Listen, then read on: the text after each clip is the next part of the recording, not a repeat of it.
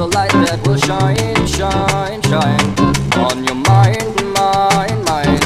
Yeah, so bright, bright, bright, bright, bright, that will shine, shine, shine, bright, bright, bright, bright, bright on your mind, mind, mind. Yeah, so bright, bright, bright, bright. Hello. Hello. Hello, Gary. Welcome, welcome. Thank you. Yeah, thanks for inviting me on the show. Oh, our pleasure. We know you're busy, and we had a couple times to see if you can make our dates, but we're happy to have you today. Yeah, I appreciate you being flexible. Yeah, I've been splitting my time between just south of London and central London, so it's a bit difficult to predict when I'm free. Mm. Yeah, yeah, it's beautiful. You just told me how you had the workshop in London, how that went on full moon. Can you share with us maybe? I would be very happy to. It was, I think I even surprised myself with the eventual, well, I did surprise myself, and I think my co-host, because it was combining a lot of ancient techniques, and I knew all of the different techniques independently, but I'd never actually put them all together um, Hmm. in the way that we did, and the end result was basically just turned off my rational mind, and I was kind of operating at the soul level, which is always very surprising. And a couple of the people in the workshop described it as a psychedelic experience, uh, Wow, beautiful. Hmm. but without any mind-altering drugs involved, mainly sound frequencies, aromatherapy, and different sound techniques, basically. Hmm. So it was, yeah, very powerful, and this was the first of basically a journey that myself. I'm working with a sound therapist, and I know from the tours in Egypt that I can understand myself better by seeing the guests on the tours going through their own spiritual experiences. So the workshops are being run very much with guest feedback. We just sent out a form with a lot of questions, because no doubt some of those people will return to the next workshop, and it's how would they like to see it made better. So that's kind of Hmm. where we are now. Hmm. Cool. Do you feel any lasting results from that session? Yes, in fact, carry on. So it was Saturday. Got up early, worked on the presentation for most of the morning, and then it was pretty intense. 2 till 5 p.m. We ran the workshop. Hmm. Went went for dinner basically with a friend that works in archaeoacoustics, sound and ancient sites. Got back from London, I think about 9:30 at night, 10 o'clock. At which point I thought I'd be tired, and I had so much energy I couldn't even get to sleep till like 2 a.m. plus. Yesterday night, as the realization of actually what happened and what we kind of created set in, I started to buzz again with energy, and I couldn't sleep until 3 a.m. because Right. I That could was also see. the eclipse, right? Hmm.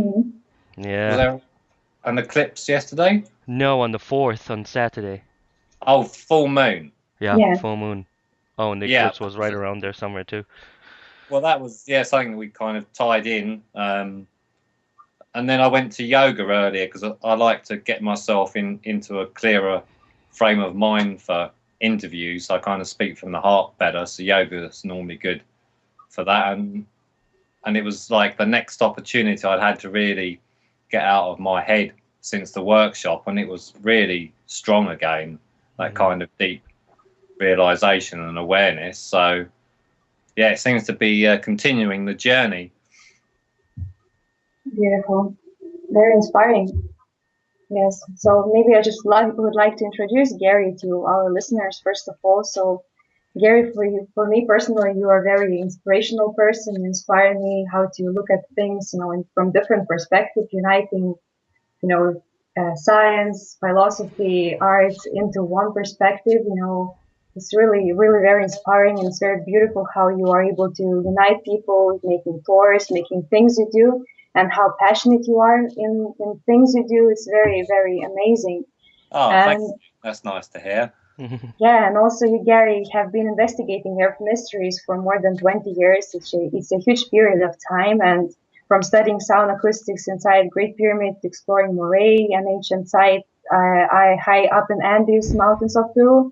And also, besides exploring, you also help promoting greater awareness of ancient mysteries by working as PR agent with such, very very well-known authors like Graham Hancock, Robert Boval, and many others, which you maybe will be able to share in a few minutes. And also doing lots of tours, investigating ancient sites, bringing that ancient knowledge to our own view of this understanding, bringing memory for the people.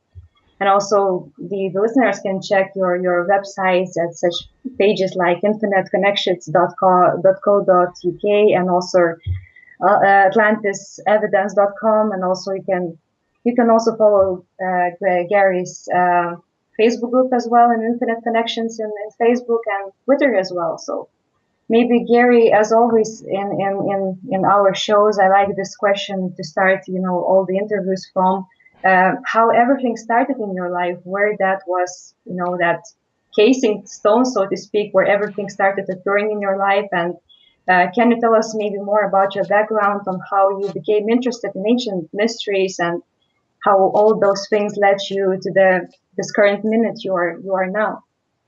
Yeah, sure. Well, I could probably talk for a long time, but I can give you the clip notes. And that was, I seem to have these kind of awakening moments from about the age of 17. And I used to go to the library a lot and pick up a lot of books on ancient mysteries and kind of inquisitive nature about the world, because it didn't seem to make sense. The education that I'd been given didn't, there was something missing. So I was kind of searching. It's like, I can't really make sense of the world with what I see around me and what I've been taught. So I was trying to educate myself by reading. And back then at 17 to 19, it was actually Graham Hancock and Robert Boval's books that I was reading. Graham Hancock wrote Fingerprints of the Gods, which was analysing all the ancient sites. And there seemed to be, in his view, this missing chapter of human history that we've forgotten. So he calls us a species with amnesia. So later on, if we skip forward to my mid-30s, I got very low. I was trying to make it work in the corporate world, and it was literally soul destroying, because there was something kind of deep inside me. I wanted to help people, and I found myself in recruitment, basically finding people jobs. But the recruitment industry doesn't have people's best interests at heart a lot of the time. Certainly that wasn't what I heard in the office around me. It's about making money for the recruitment company. So sometimes I'd find myself in a position of having to try and talk somebody into taking a job that they really didn't want. And I knew that if they took a job they didn't really want, that it's got the potential to mess their entire life up and their family. So it was a horrible situation. And there was obviously a conflict with my heart. So my heart went out of the job, and as the pattern seems to continue, if my heart's not in it, then there's just no point. I'm either in something like 100%, and I put my heart and soul into it, and if I can't do that, then next kind of thing.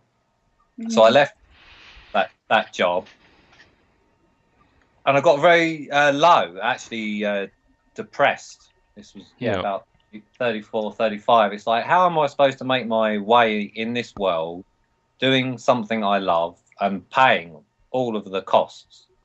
And I just couldn't really see a way to tick both the boxes, pay the bills and do something I love. So I was kind of soul searching.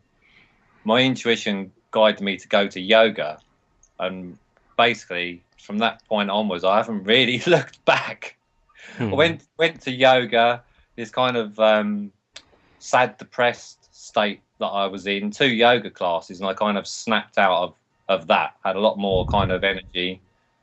around that time, a friend gave me a few pages from a self-help book, which is something that I've never really looked at previously to that. But I thought, he's made the effort to print this out, I'll read it. And in the book, it said, if you've got a passion for something and you self-study, then you may even be better qualified to do that as a career than someone that's studied a degree, depending on what it is. But basically, you don't have to have a degree to do something that you really love, particularly if it's something that you're doing every day and you know intimately. So it kind of opened my eyes to the possibilities that I could change direction in my life, self-study, and start something new. And the long story short is my intuition started to work. I became a web designer. I kind of questioned my own intuition. Is this the right path? Because I didn't really have the kind of faith and self-belief. And I sort of said to my, you could say, higher self or my intuition, if this is the right path, I need a big sign to tell me that I'm making the right decisions. And I made a website. The first people that contacted me after making this website that my intuition guided me to was the BBC. In fact, the BBC One show, which is one of the prime time shows on at, I think, 7 p.m. every weekday.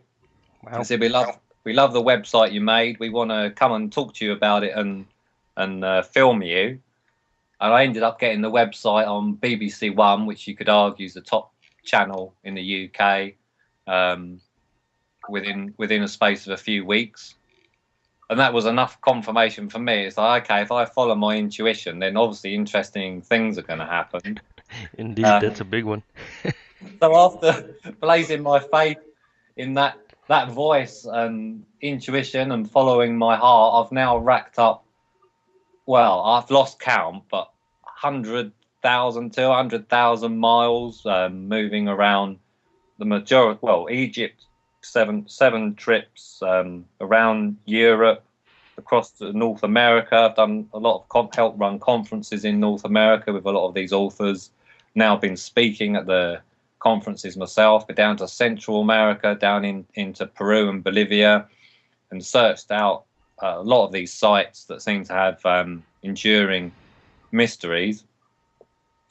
And it's a roller coaster of joy. I mean, some of the places and the natural beauty that I've seen from this process. I mean, just admiring our amazing planet and the wildlife, seeing things that I'd watched on TV documentaries. I mean, in Guatemala, when you see these leafcutter ants walking through the jungle and they've got the soldier ants and these kind of things, it just feels so blessed to actually be able to see it and meditate in those kind of places. And now it seems like I'm entering another phase, because I have done quite an extensive survey of ancient sites, got some grasp of spirituality, how to get myself into these altered states of consciousness, how to guide a group inside pyramids and temples. But not everybody wants to go to these places, can afford to go, is capable of going. And so the phase I'm in at the moment is really trying to share these lessons on radio shows and running workshops in London, and probably that'll go to other cities, so we can help more people at a much lower cost as well, so that there's not so many restricting factors, because I don't like things that rule a lot of people out. We all need these things that help with life's problems. We've all got our problems. So that's kind of where I'm at in a nutshell. Mm-hmm. Yeah, very inspiring. And also liked your quotation once you said that it was an easy transition when I started to follow my heart.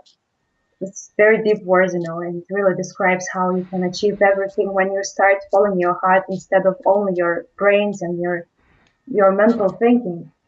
Yeah, and I mean, it's a subject I think about a lot, because it's a very simple thing to say, follow your heart, and I can imagine it didn't really used to mean much to me, and anyone listening might think, well, what am I supposed to do next? Because it's a very quiet inner voice. So to actually hear the heart, a lot of us have got to I mean, that's where the yoga and the meditation comes into play. If we can quieten this voice in the head or the thinking, then it creates a space for the heart to actually speak to us. So that's the first stage that we've got to go through, most of us, unless there's something particularly unique that somebody has.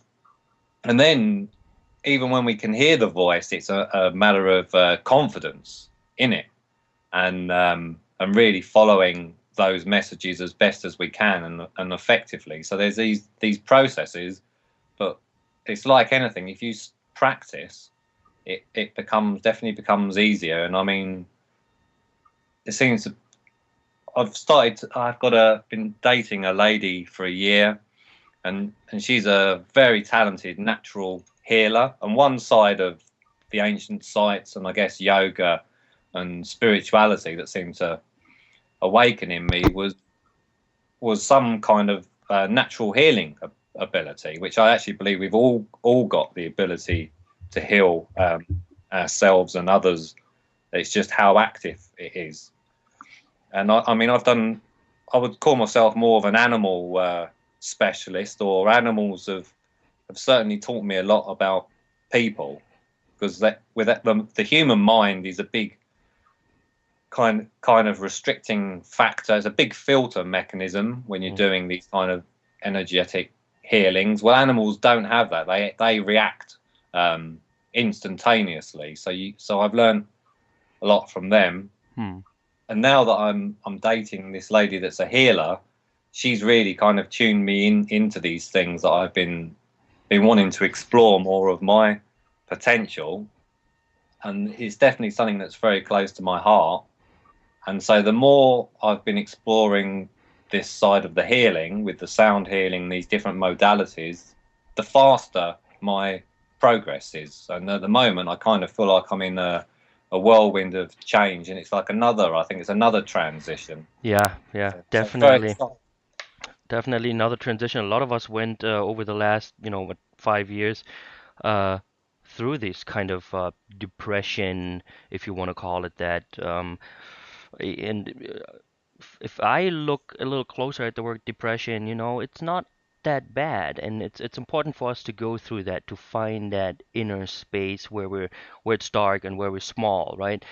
And what is depression? It's pretty much takes the pressure off you. We all of a sudden inflate. We all of a sudden grow to a size that now we feel small, and now we have to fill that balloon that we just expanded into spiritually.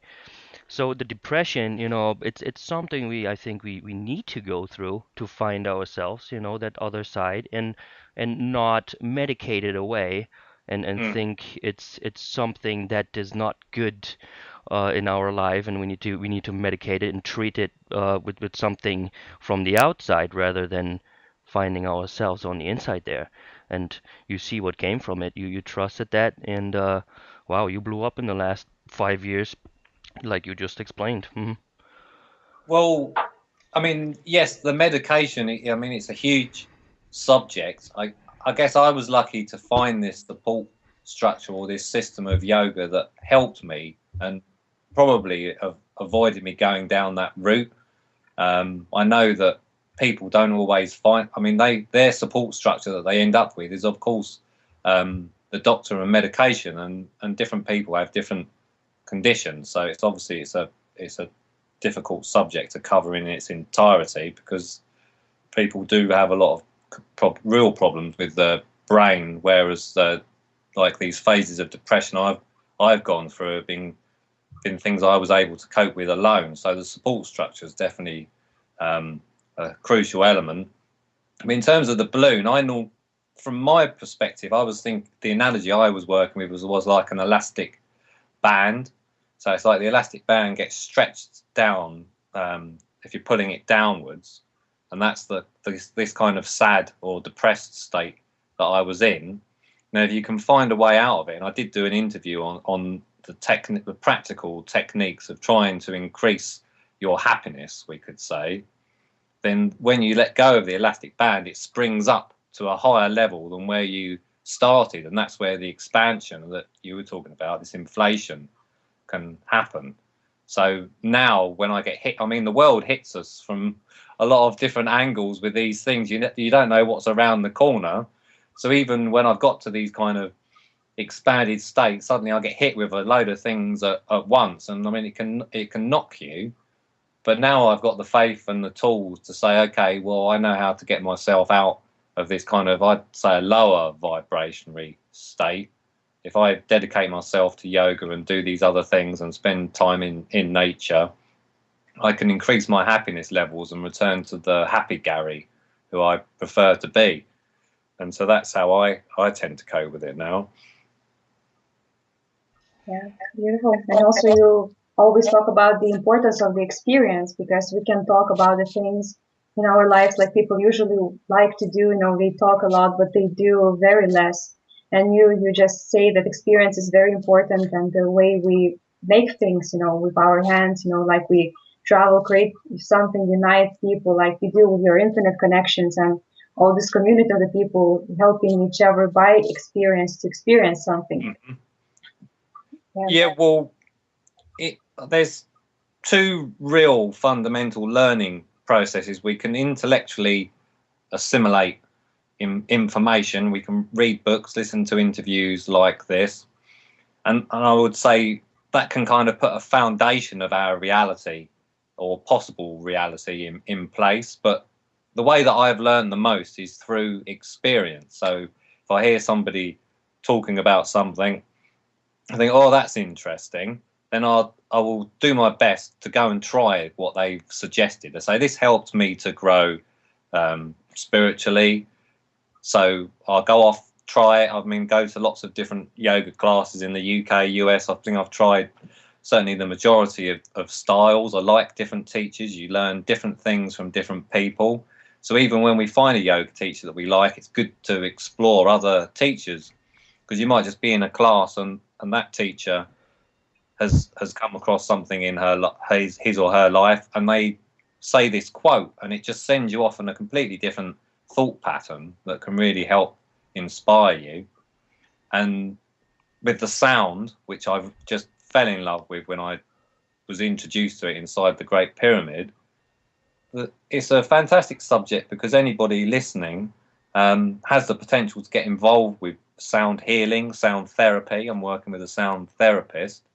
And there's various different modalities.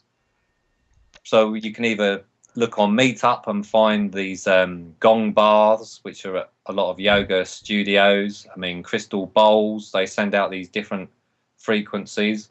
I've become a big fan of the kind of shamanic, the drumming and the rattles as well.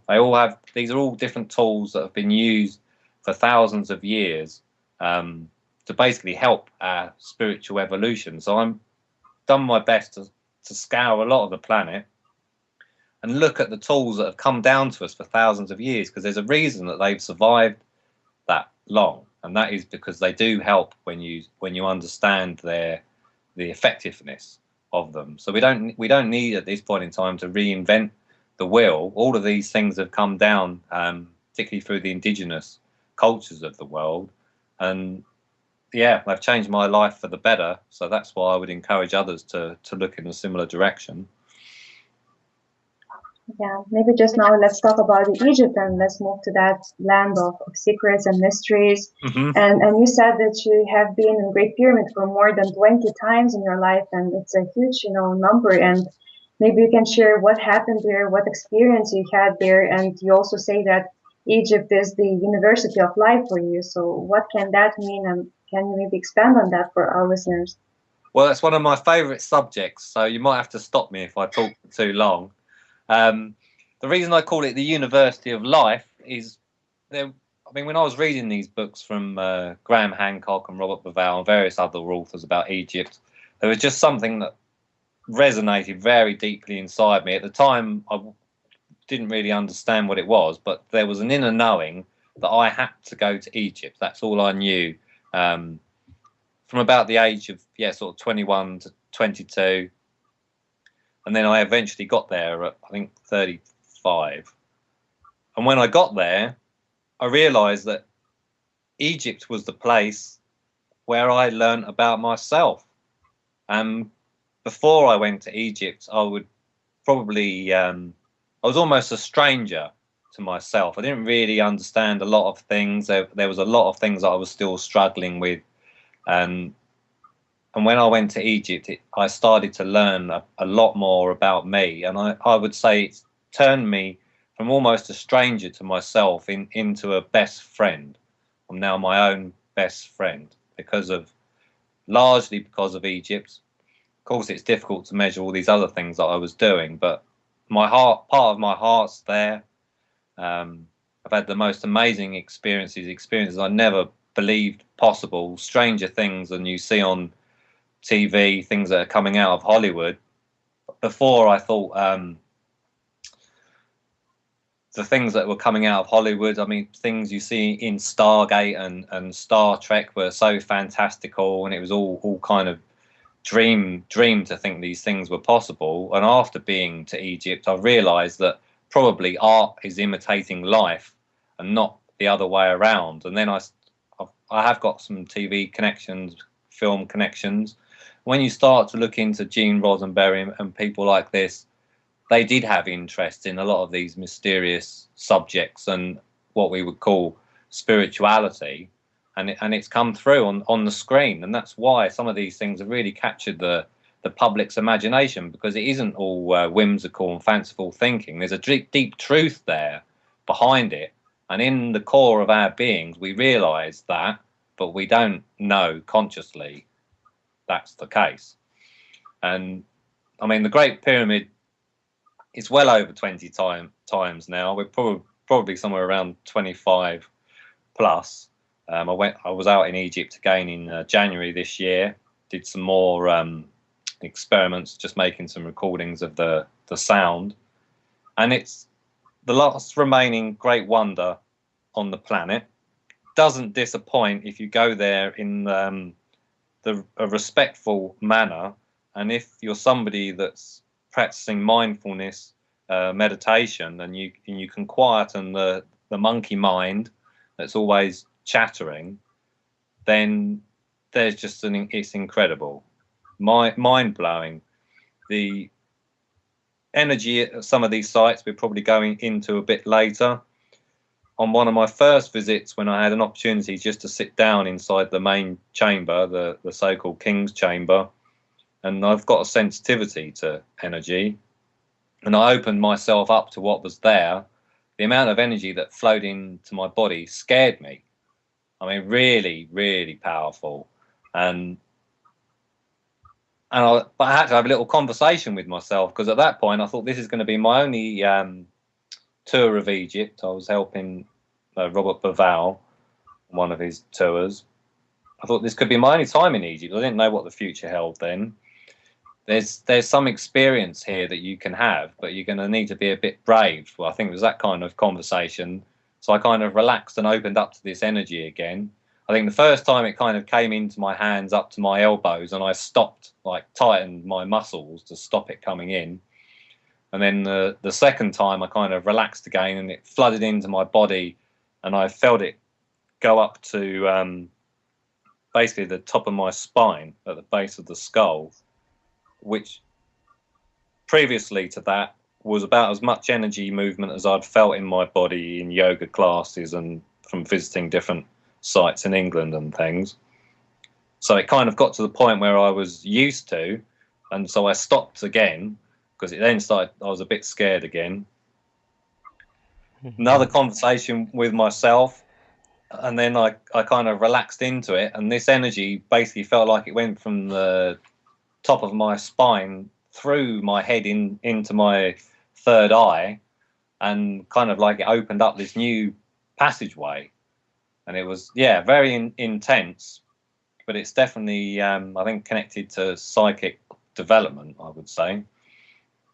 And the experiences we've had guided, I mean, the reason I've been in there 25 times is quite often I'm a tour guide for people. Most of those, apart from one that I did this year, I think, most of them have been with other people, groups ranging from one person up to 50 people, because we have the the Great Pyramid for 2 hours private entrance on our tours. So we don't have any other people that are outside of our groups coming in then. We've had chanting is one of the methods that I use. These sites, a lot of them that have acoustic properties, respond very well to the human voice, particularly the vowel sounds like the oms and the ahs, which there's a reason that those sounds are so popular, because if they're used in the right way, and potentially even more powerful in a group setting, certainly from my perspective, and you combine those sounds with a structure that's resonant with crystal, as the Great Pyramid's main chamber is, then the sound waves that penetrate into the body are capable of releasing emotional debris, you could call it, things that we've held on to, past traumas, things that are keeping us at this kind of lower vibrational state, if we have to explain it rationally, and releases it. Some of it is temporary release because we're not ready to let go of things. I'm aware of some of those things in myself. But even for a temporary moment of time, perhaps half an hour or an hour, when we have these experiences, it definitely gets you into this almost kind of full-blown intuitive state where you can experience very deep epiphanies sometimes. Not always, but sometimes. And I've certainly had a number of those, which we could go into inside the Great Pyramid.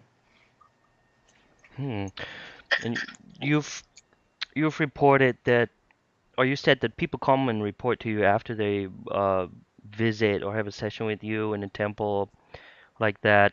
For example, the Temple of Isis on the island of Philae in Egypt there.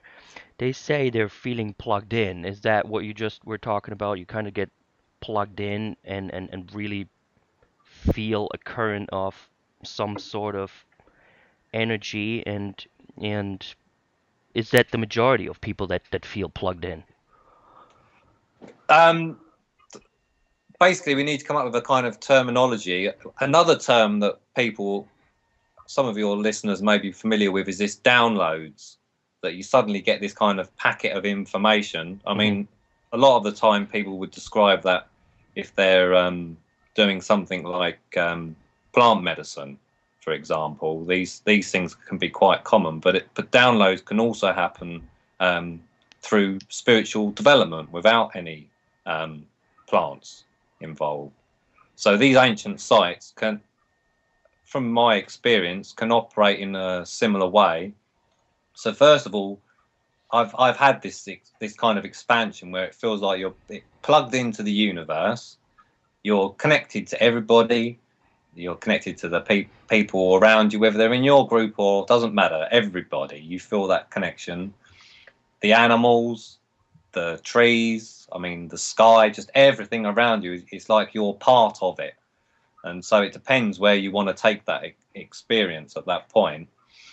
So what I try to do on the tours is guide people as best as I can into that space. And the temples and the pyramids, when we're using sound, are really the hardware.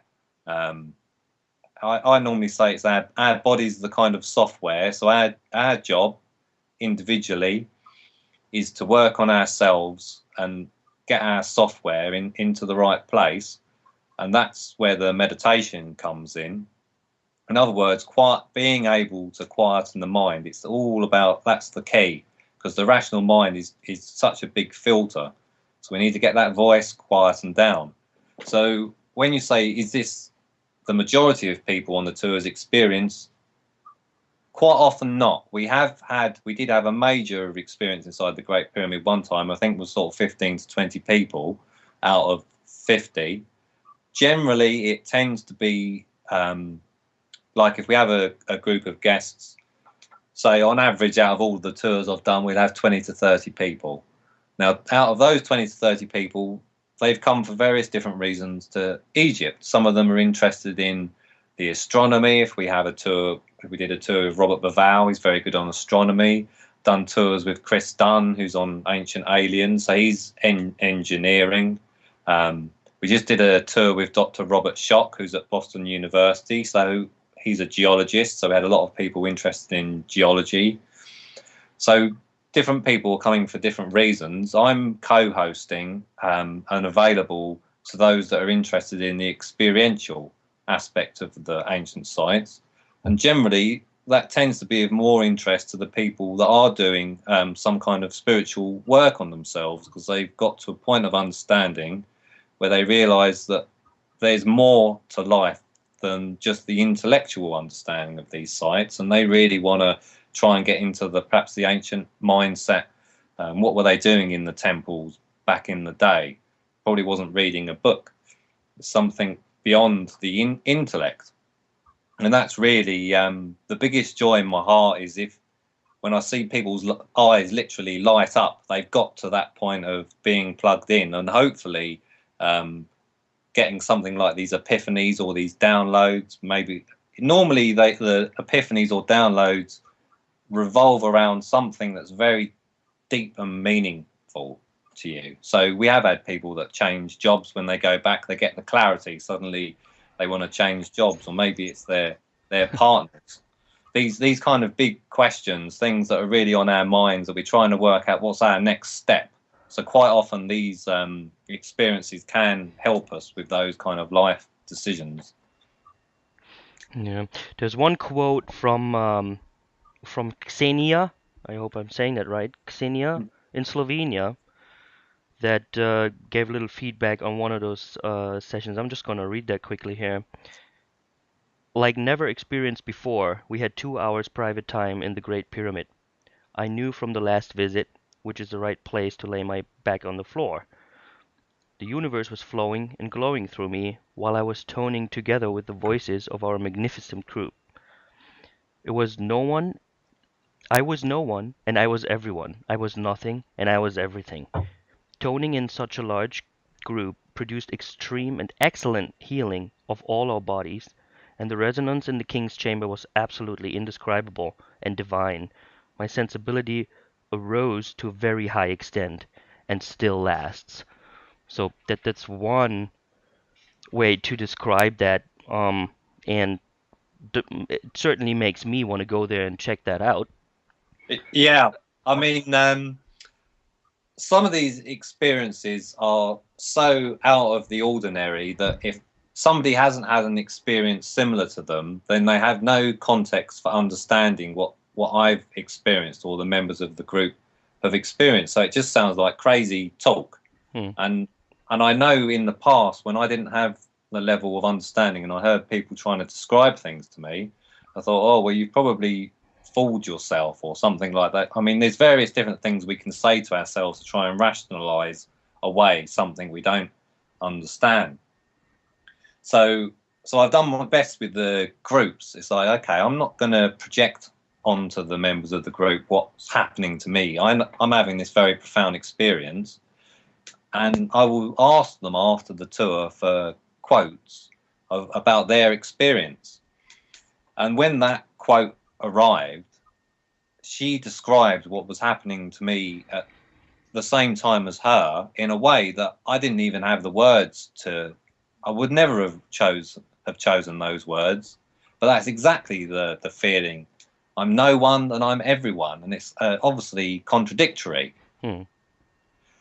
But when you're there, it's this incredible, state of bliss. And like I was saying, again, it was one of these, you're connected to everything. I mean, the energy that flows through your body, quite a number of times I've walked out of the Great Pyramid where I normally walk in, not really that consciously aware of my energy, even though I'd say I'm hypersensitive, or certainly highly sensitive to energy in my body due to the type of yoga I do, where we're trained to sense these slight changes inside the body after the postures.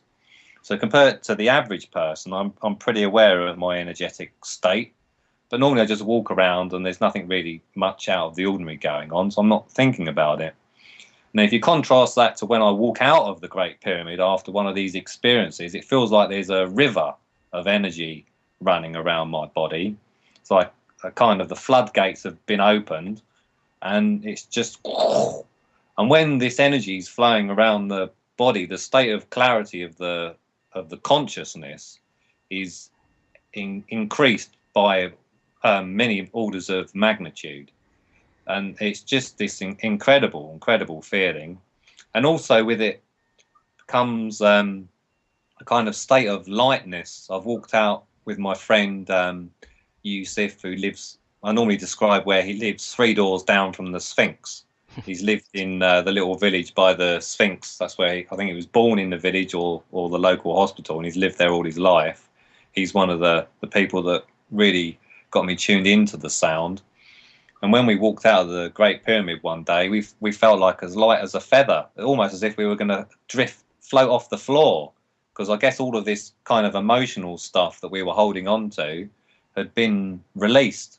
I mean, it builds up emotional debris, you could call it, things that we encounter in our everyday lives, the people we interact with. And I was reading a book recently, and it said people that are living in modern cities are probably meeting more people in one day than our great grandfather would meet in a lifetime.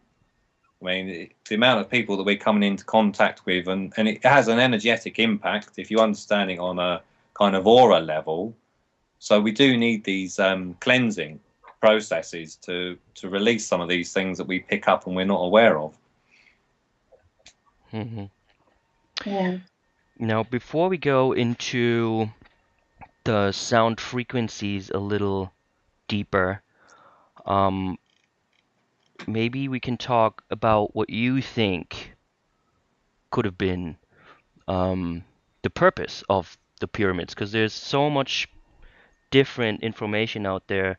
Some people, think I mean, the grave thing is just pretty much off the table, I believe. But some people say, it was just a pump. It was to make energy of some sort, and don't include the spiritual part of it at all. Mm-hmm. So what do you think that was for or is for? It's the $1 million question, and I can't tell you how many times we've discussed that on the tours, looking at the Great Pyramid.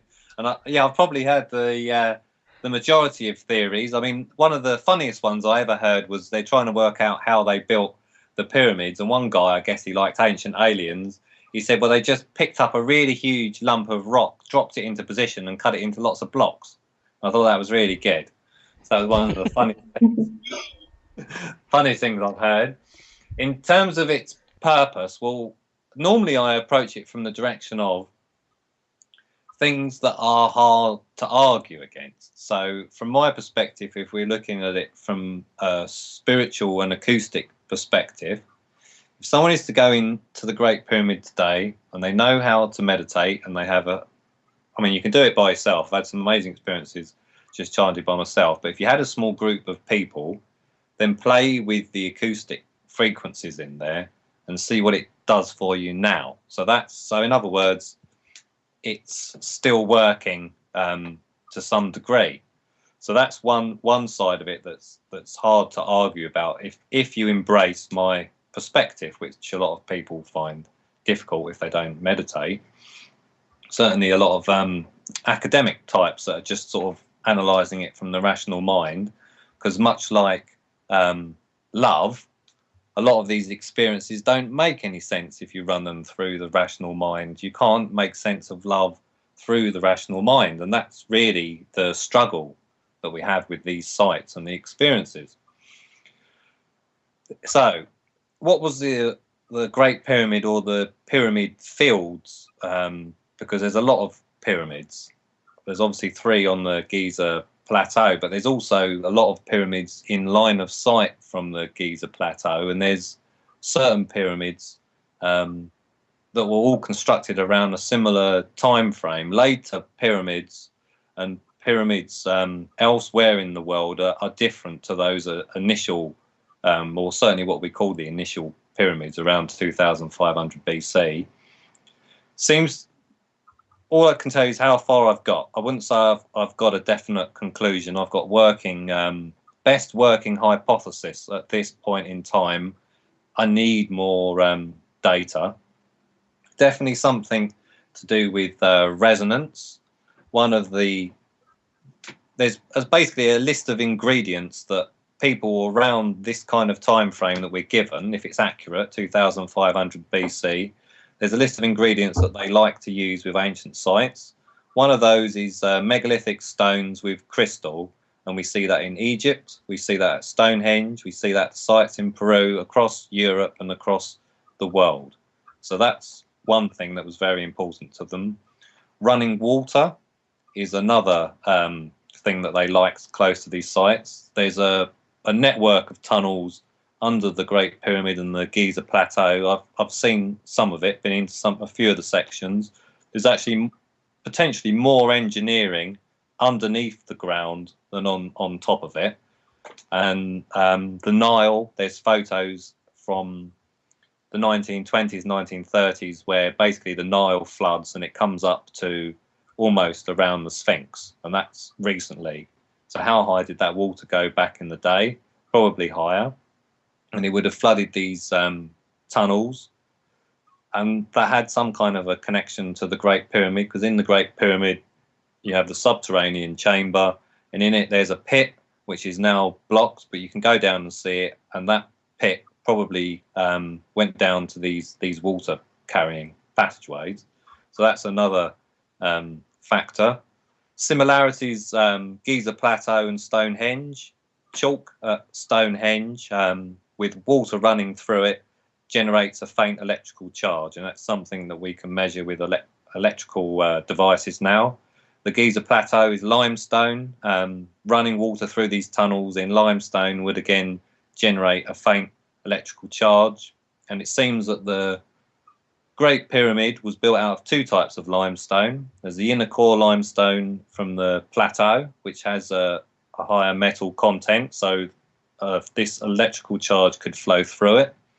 They then covered the inner casing, these inner blocks, with casing stones, which were Tura, I believe is the pronunciation, limestone, with a lot less metal in it, more like a insulating surface. So it's almost like a wire where you have a conductor inside covered with an insulator.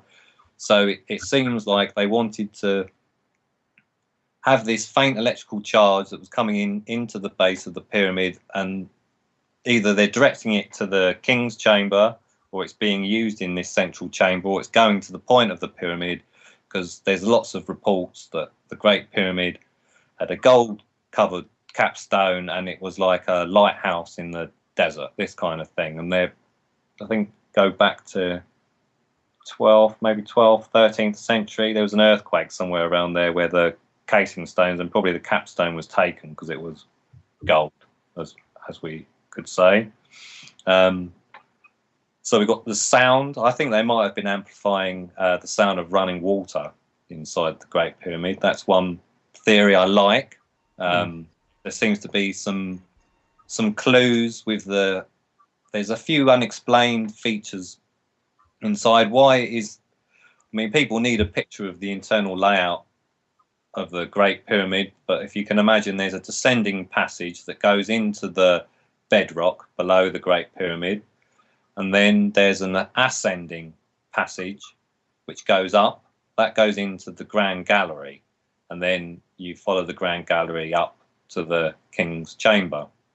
Now they've put in a connection in the bedrock that goes from the bottom of the Grand Gallery down into the descending passage, and nobody knows why. There's lots of theories about it, but from my perspective, if we had running water in this at the bottom of the descending passage, then you would want a connection between the descending passage and the Grand Gallery, because that's where the sound amplification starts.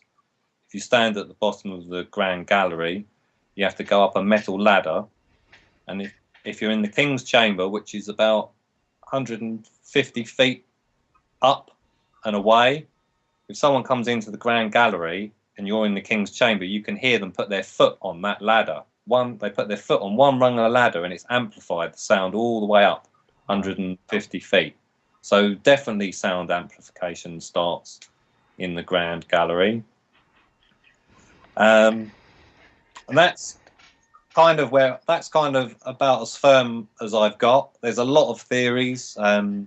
There's probably more theories about the Great Pyramid than a lot of other, almost as many or more than Stonehenge. I mean, there's just these sites have captured the public's imagination because they are just so fantastic that everybody comes along with their own pet theory. I realise that. That's why I've tried to narrow it down to what we can do there now. Why is it of use to the people listening? How does it help their spiritual progress tomorrow? These are the kind of questions that I got to after exploring these places. We need practical answers to some of these questions because just because of the state of the world. I mean, we need some kind of a progress, and that starts with each and every one of us, doesn't it? We've got to do our own bit. Yeah, no doubt. I'll take it you found some evidence that there was running water, maybe on the stone. In terms of the Great Pyramid, as I said, the shaft underneath it is blocked up, but it goes straight down after you've already descended into the bedrock quite a long way. In terms of basically, if you go up to the Great Pyramid and you walk around, you will see huge amount of these massive square shafts that descend into the bedrock. For some of the ones you can see go down 50, maybe 50, 70 feet, and you can see that they're filled up with rubbish at the start. So there isn't any lack of evidence that there's all of these shafts going down. Any visitor to the Giza Plateau can see that something's going on underneath the ground. A lot of them have got metal grates over, but you can look into them.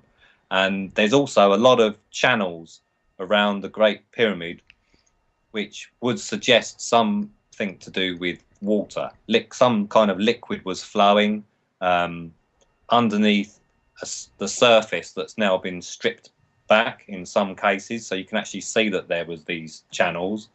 So yeah, there's not any lack of concrete evidence. It's not just wild theory based on nothing. And it continues at the other pyramid sites. If you go to Saqqara, which is supposed to be slightly older than the Giza Plateau, there's a whole load of engineering that looks like it's related to water. Again, these massive shafts, which are the size of a good sized room. We're not talking about small shafts. There's small shafts.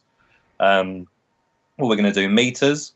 There's small shafts, 1/2 meter square. There's bigger shafts, 1 meter square. There's very big shafts, 2 meters square. I guess some of them probably are 2.5, 3 meters square, these ones that you can see at these pyramid sites, and they're going down 70, 80, and I think one of them at Saqqara, 80 feet plus it goes down. So yeah, the evidence is there. It's just how you join the dots after 4,500+ years, because so much has been removed for us to make sense of it all. Yeah, beautiful. And also maybe we can talk about the building materials of our ancestors, from which materials they build these sites.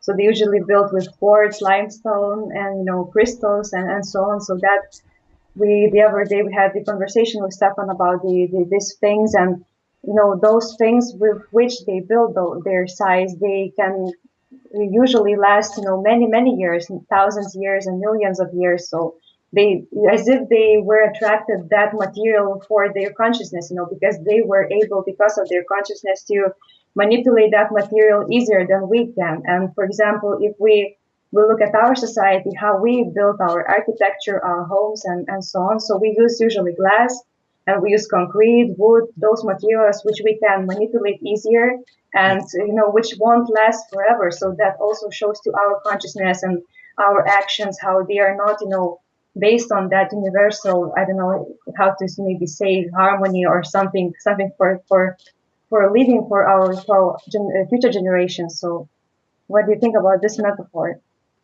It's a very good question. I mean, it is a massive question, actually. You could approach it from a lot of different perspectives. But one thing that comes immediately to mind is how our ancestors viewed the world.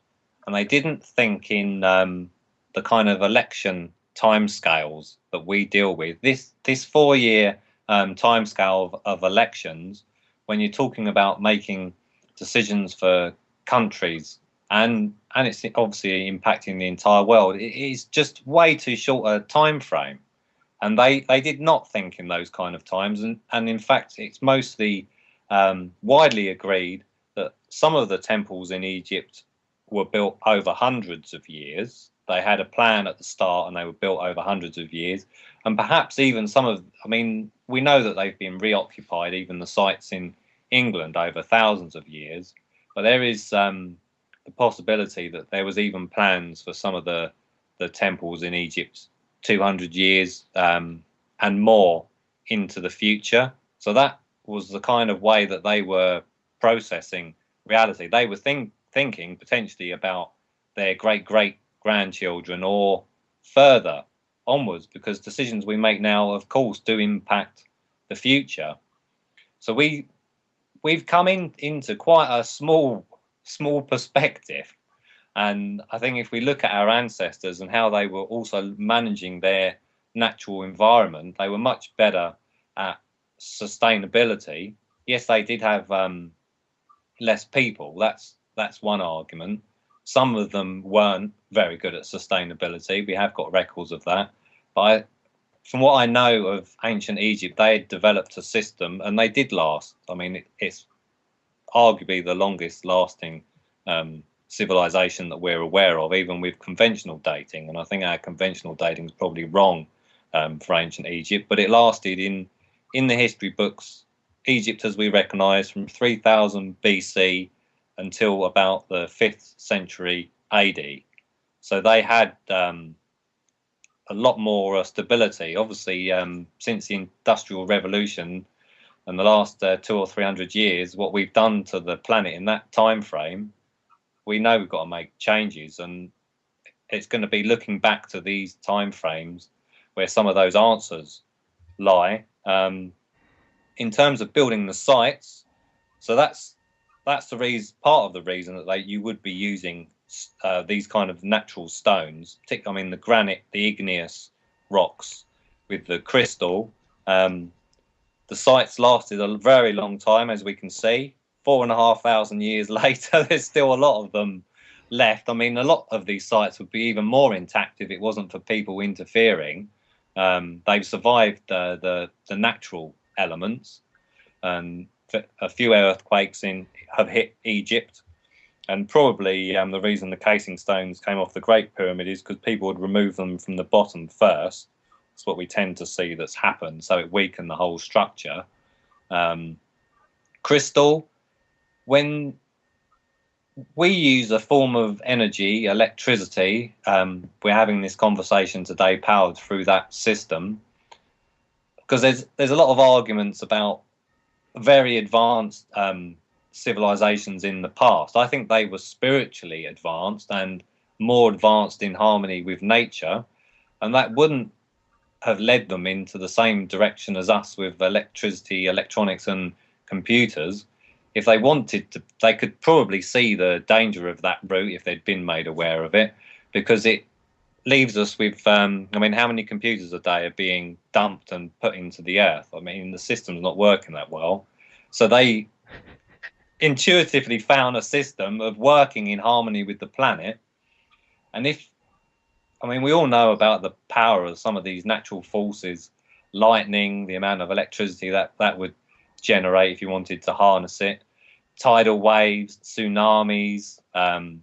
There is potential for some of these pyramids might have been stabilizing tectonic plates and earthquakes, or perhaps absorbing part of that energy into them. It's one possibility. I don't know if it's true.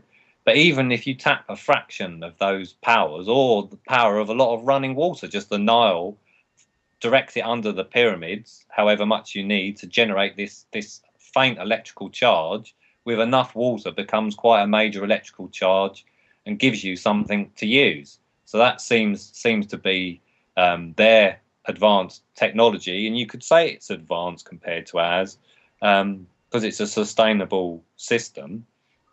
And probably we're going to have to, that's where we're going now, isn't it? eco technologies, wave power. We're going back to that way of running our world slowly. So transition. Slowly, yes.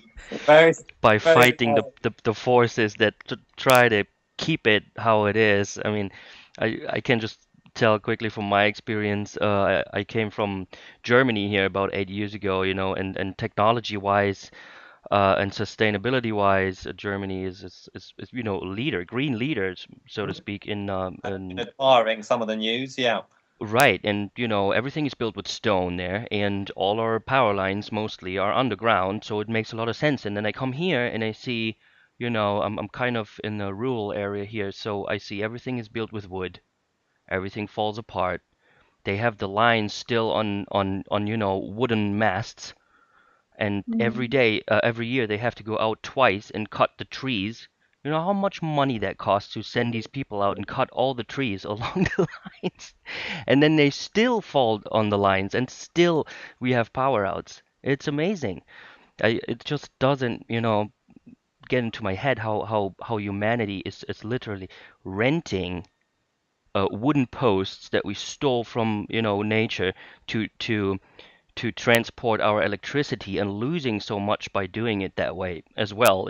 I mean, it's Yeah. really backwards. I was shocked when I came here, but that just shows uh, what we were talking about, you know, sustainability built for something to last, and that you actually can maintain yourself as well and repair it if needed instead of throwing it away because it's broken.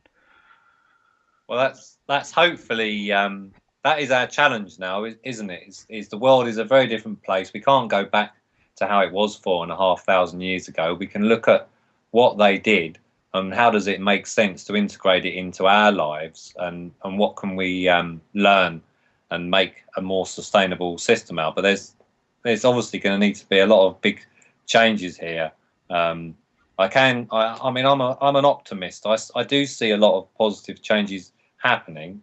When you're kind of in the midst of it, it feels like it's a very slow progress, but we are seeing progress nonetheless. I mean, there are a lot of things that are heading in the right direction. There's still a lot of chaos.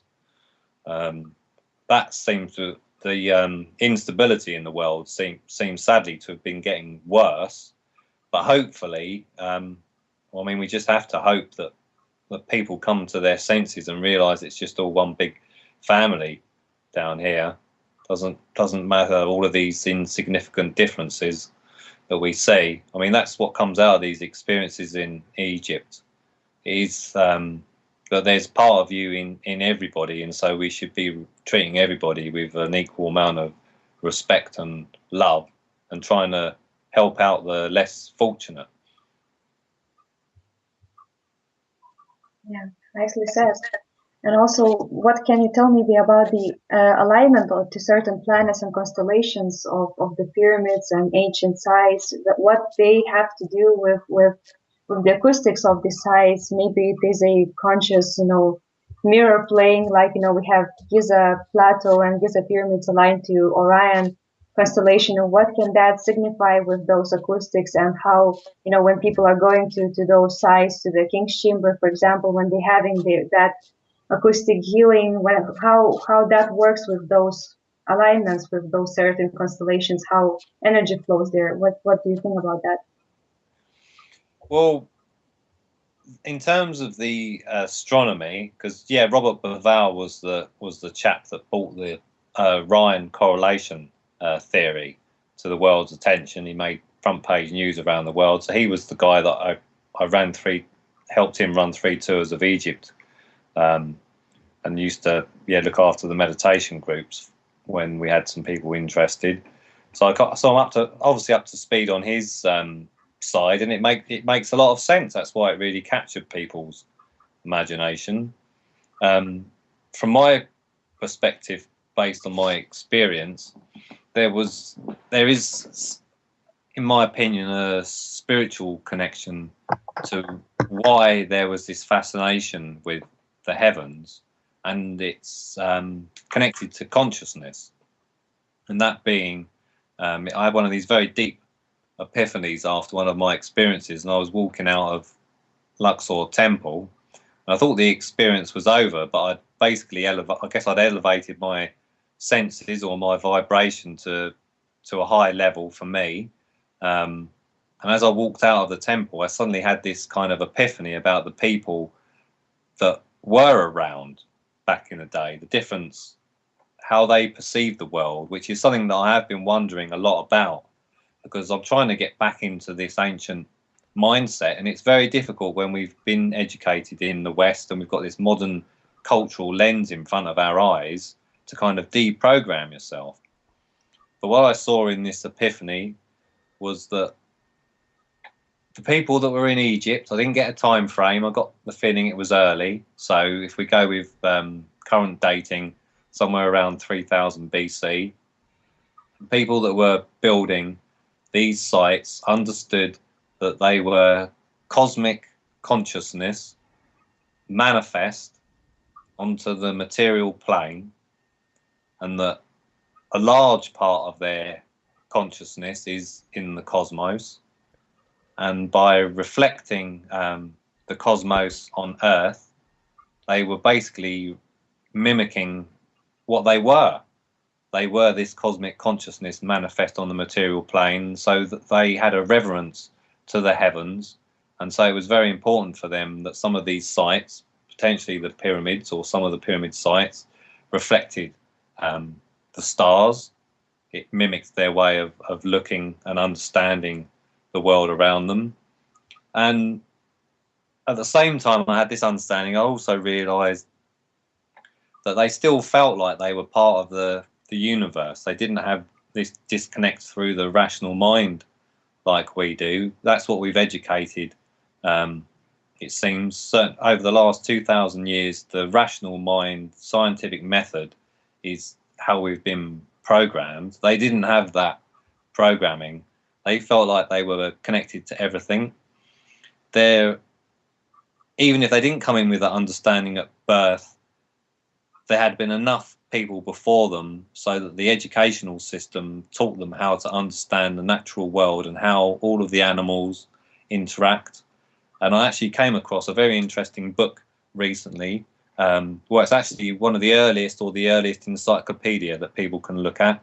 It's by Pliny, early Roman, Pliny, and it's Observations of Nature. There's 5 books in the encyclopedia, and it kind of goes into subjects like if an elephant eats a certain type of fruit that's poisonous to the elephant will then go and pick another type of fruit, which is the antidote.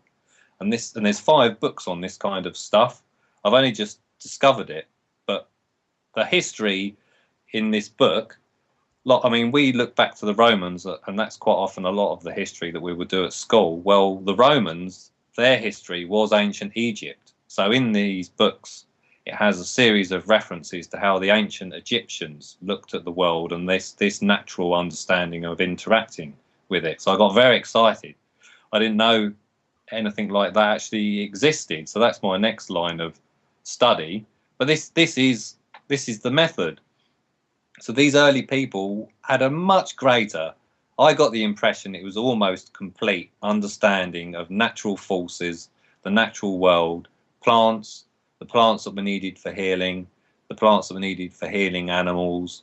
They just knew it intuitively or from being educated by their peers. And so they didn't have to work out a lot of things through the scientific method, which is our only real accepted way of understanding the world. And that's about as close as I've got to the ancient mindset at the moment. Yeah, beautiful. What's fascinating that even those, certain sites like Philly Temple, for example, I personally been there and I had one of the most beautiful experiences in my life there.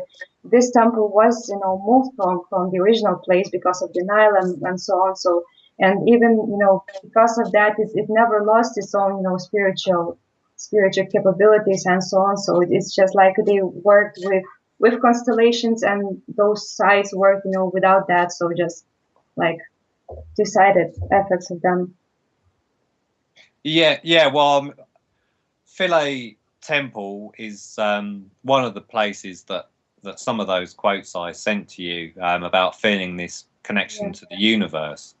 because a lot of people, of course, are saying, well, there's ley lines to a lot of these ancient sites, which I agree, that there are definitely earth energies. There's these energy currents that flow through the earth, and I spoke to some geologists about it, and it makes sense when you have fault lines and these different, certainly along the tectonic plates.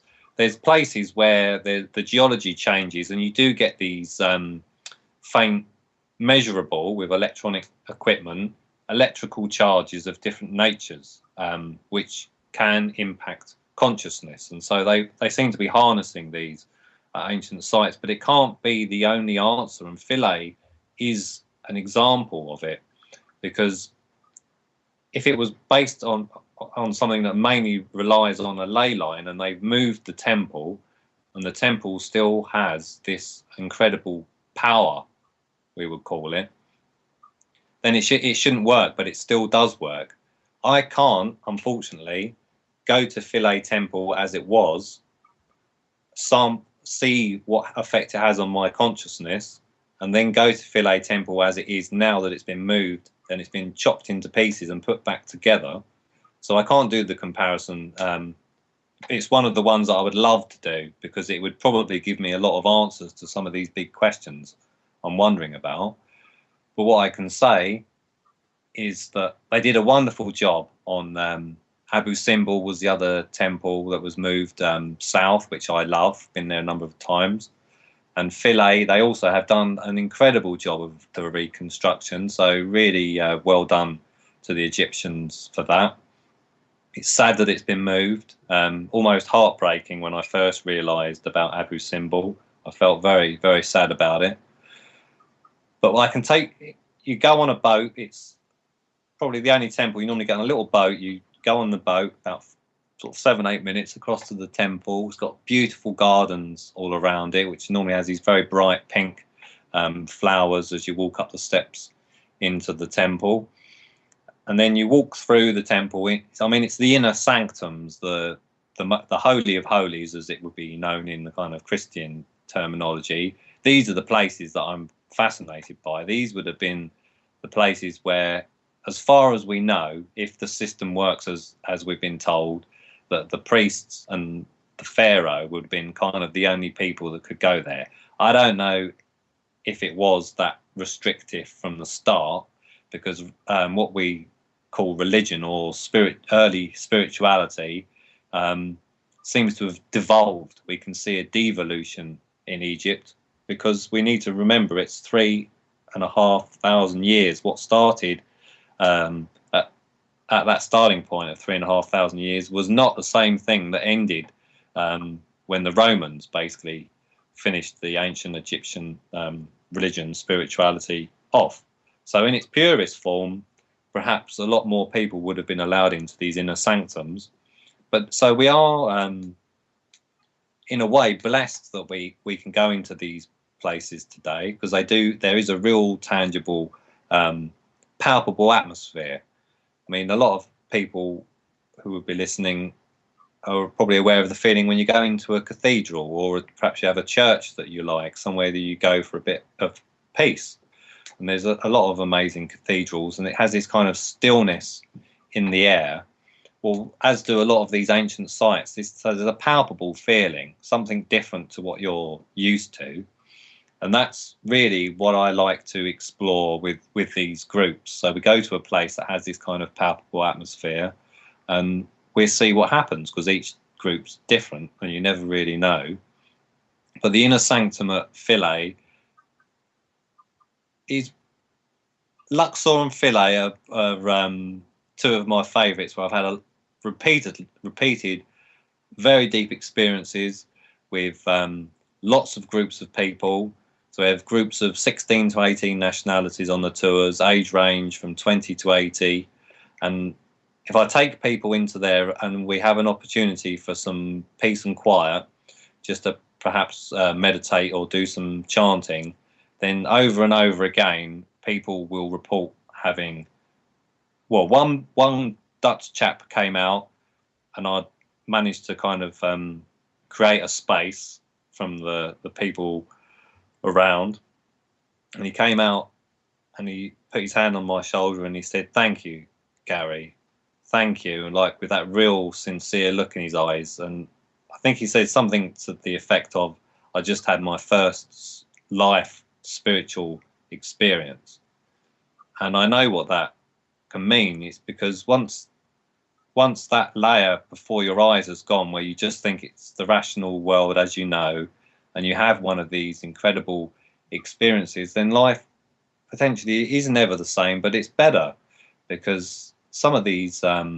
sites, and particularly Philae, when you feel connected to everything, your heart, it just kind of swells in the most beautiful way, just inner peace. That's one of the things that a lot of us need, just this peaceful state of being where there's nothing to worry about. You feel a lot more love than normal, and you're just very content, and you realize how blessed you are to go to these places or have the people in your life. And so that's the kind of perspective that Philae can give to those that have an opportunity there. Yeah, that is very beautiful. Mm-hmm.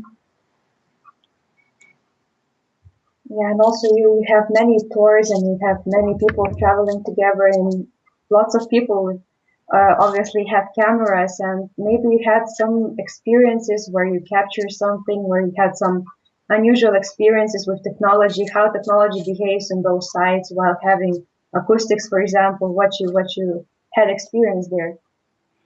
Well, yeah, we've certainly had some very strange photos coming out of the King's Chamber during some of these acoustic sessions, and I'm not sure if some of them were the result of.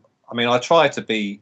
The rational mind does have its uses, and that is, I try not to leap to conclusions about things that I don't understand. We've certainly had some very strange photos of actually being able to see through people in the photo to the wall behind. And the reason some of those, I mean, there's 2 or 3 like that, but I think there's one on my Facebook page. There's another one of me kind of looking very kind of transparent, and some strange ones of people walking. But the reason that these photos have caught my attention is because I've actually seen the same thing with my eyes inside the King's Chamber. There was a moment on one of the trips, there was actually quite a few people from the general public, I think. Yeah, there's quite a few members of the general public were in the King's Chamber, and normally what happens is they're all standing up, and then I come in and I want to be there with the people that I bring with me, so I'll sit down and wait for them to do whatever they want to. Well, quite often what happens is then everybody else sits down. And it's a pattern at a lot of ancient sites. It's like I find a really nice, comfortable spot with a view, and a lot of people suddenly realise, like, yeah, that's a good idea, and they come and join me. So it's like, okay, I'm going to have to try my best and meditate with a group around me. But well, I mean, I'm lucky. I get to go to these places multiple times, so there's certainly no way that I should ever get upset. This could be their once in a lifetime opportunity, and that's something I'm very aware of. They need to have their own experience. So we've had strange photos. I mean, I was at Karnak Temple on December the 21st, 2012. And there was one lady that was taking some pictures of the sun, and had some amazing colours around it on that date. I've never seen anything like that before. So it's, I mean, that's what we would expect to see, and yeah, some of them do become very interesting. Yeah, very interesting. And another subject we maybe would love to talk about, you do a lot of acoustics and, the vocals and how that heals, and the people and so on. So what is your view towards about vocals, and why not all in our society these days can be singers and have natural ability to feel the rhythm of music correctly? Because we know that singing is just like expressing your joy through sound, like communicating as well, like language as well. So why not all of the people can feel comfortable while expressing clear notes, like can become singers? So what is your point towards that? Maybe it's a consciousness cycles, or what's that? It's a very good question. I mean, I've got a recent demonstration. We had about 30 people with us at the workshop on Saturday, And I've had lots of people with me on tours. I mean, I've had professional singers and people that had no confidence whatsoever in their own voice. And I've done my best to nurture those people that had no confidence in their voice, but they had no confidence in their voice, but they had a very strong interest in the subject. And this was the important thing. And so basically, you can nurture somebody that has no confidence. Maybe somebody knocked their confidence once. I mean, the only people that really have problems with singing is if they have a problem with their ears, and that maybe they're hearing impaired or slightly deaf. Then that makes it very difficult. So that I fully acknowledge. But if your ears are working, and then it can be a confidence issue a lot of the time, from my experience. Not always. There's a few other factors, but I can certainly help people. And when we get into these higher states of awareness, let's say, like at the weekend, we went through a process, and I was amazed again. This was the second workshop I've worked with the group for chanting. It was incredible, the power. I have a particular kind of technique that I use that nobody else seems to use. And basically, it was from a process of trial and error that I came across it inside the Great Pyramid. And what you want to do with the group, it's easier to do with a smaller group.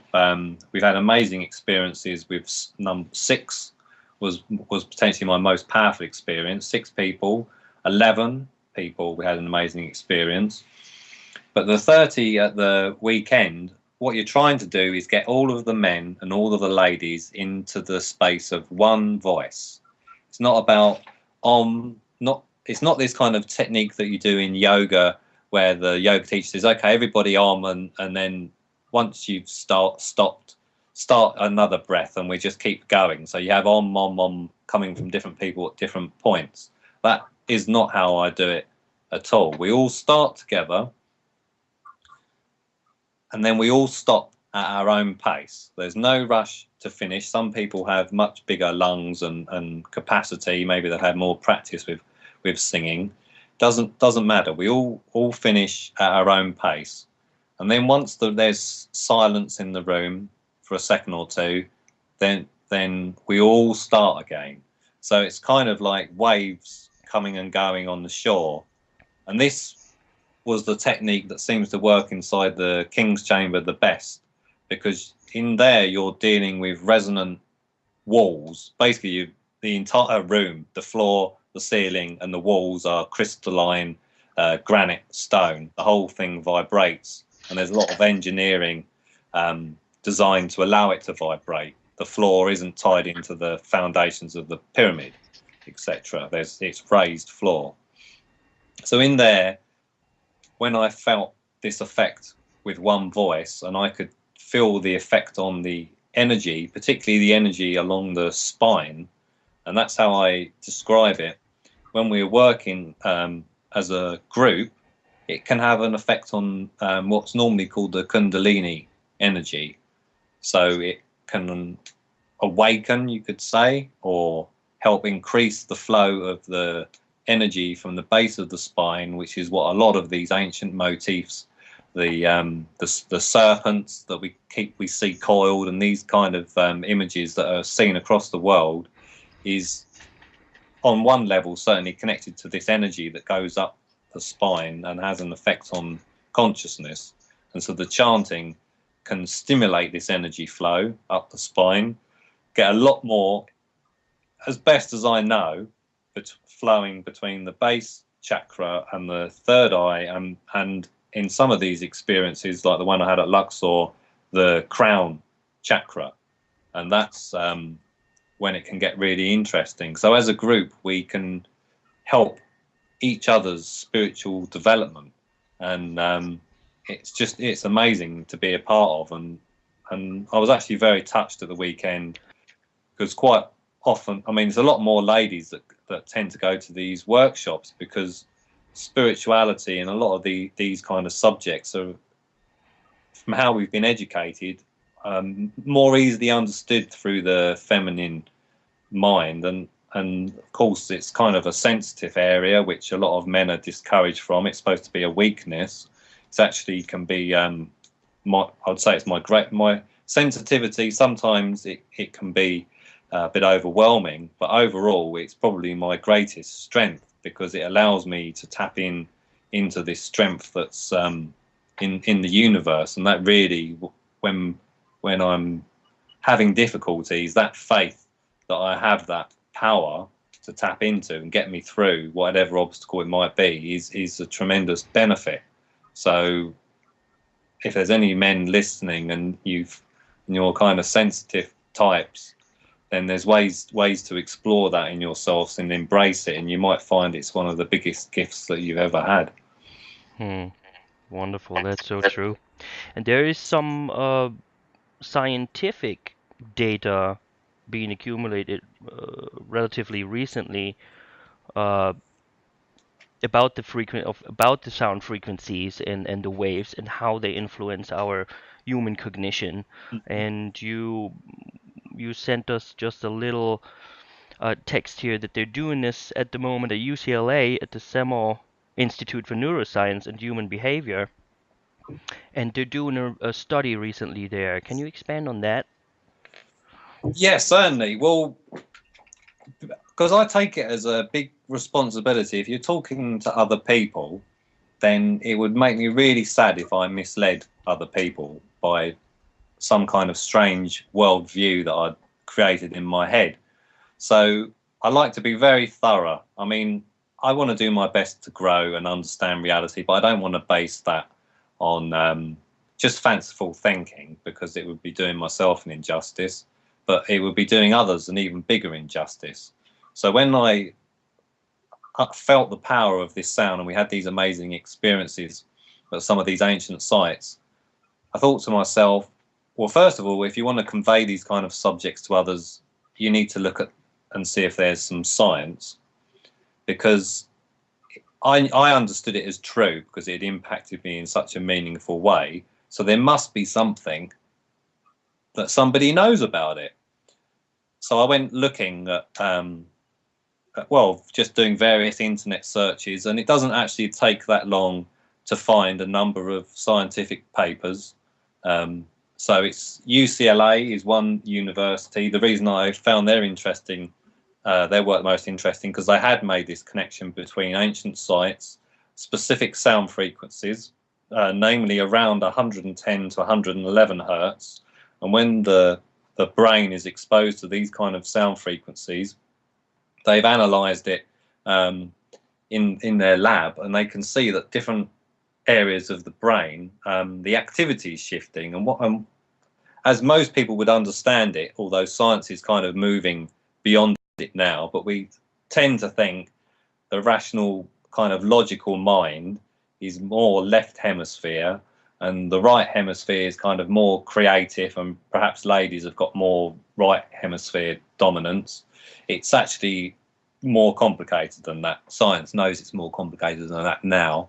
But if we were to give it a very simple analogy, it is moving us out of the rational mind. It's lighting up different areas of the brain, and it's slightly person specific, and the different range of sound frequencies have impacts on different areas of the brain. But it's around 110 to 111 hertz, where basically there's more kind of activity on both hemispheres of the brain, and there's a connection between both hemispheres of the brain and our intuitive state. That would be a very simple way of breaking it down, and that is what UCLA have been exploring. There's also SBR research group, who I actually had one of the ladies from in the workshop at the weekend. She's a good friend of mine. They're connected to the University of Trieste, and I could send you a link to share to people. They're doing some of the cutting edge science on what's happening on the physiological front at these ancient sites. So that research is being done, and it's widely out there, and so we're not making it up by saying that sound frequencies affect us. It's what happens on an experiential level that science struggles to measure, because it's such a personal experience. So that's kind of where the science has got to on that front. Then there's the other front, which is it a coincidence that these ancient sites have acoustic properties, or was it a design feature of the ancient sites? And that's something that Stanford University, I've been speaking to a lady there, Miriam Kohler, and they've been carrying out a study at Chavin in Peru, including using directional microphones, which when you model it with the computer, when you've captured the sound with directional microphones in the chambers, you can see the sound flowing around inside the chambers like water. So when they've modeled it on the computer, they can see that these chambers are focusing the sound into a central chamber, and it must be by design.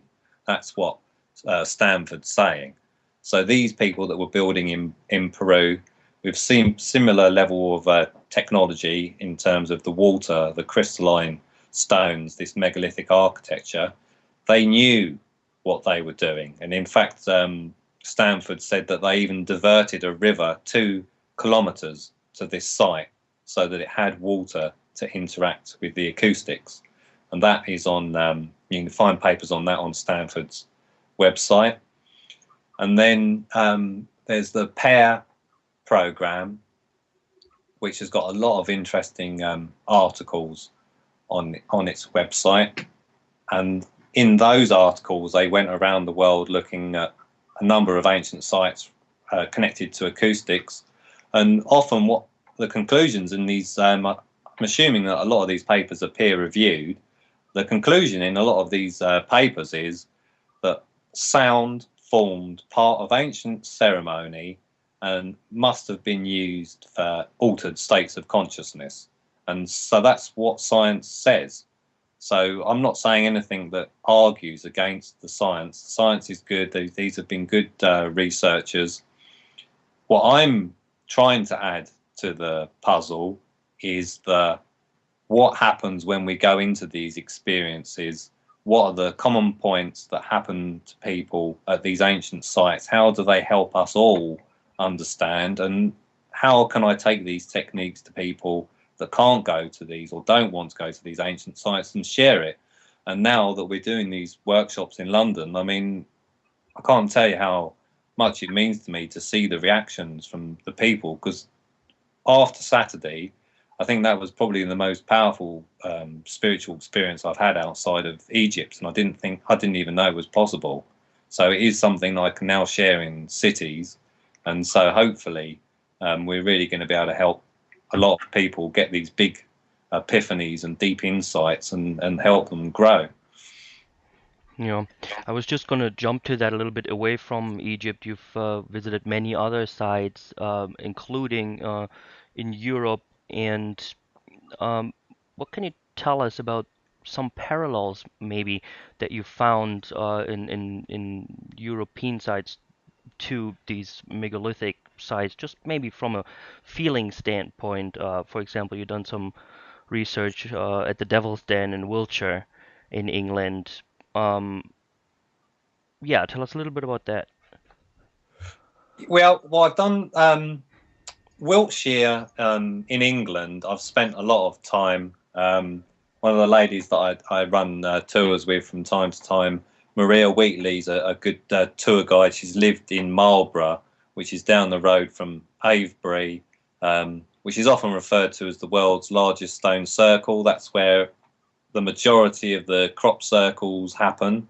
So I've been spending a lot of time in that area. Now in England, long barrows are these kind of long stone structures that are normally, well, they're certainly covered with earth now. Whether they were originally, they might have just been sort of chalk covered, glistening in white. But again, water is there. But long barrows are the chambered structures that go into the earth, and you have acoustic properties in a number of them in Wiltshire. We have some of the finest examples in England. I've also spent a fair amount of time in Ireland, where you have these cairns with lots of stones piled up. Again, they have these kind of small chambers inside, and there's acoustic properties. And in fact, that's what some of these scientific papers have measured. some of these sites that I've been going to, and that was why it was interesting when I came across the papers, because I could have a reference point, my own experiences. The difference between the sites in England and Ireland that I've been to in Egypt is the level of engineering sophistication. If we're going to call the Egyptians the master builders, these seamless acoustic structures where you can't even put, I normally say you can't even put a credit card, but you can't even put a piece of paper between the stones. And that's the same for some of the sites in Peru. They're so finely joined together, it's incredible sophistication.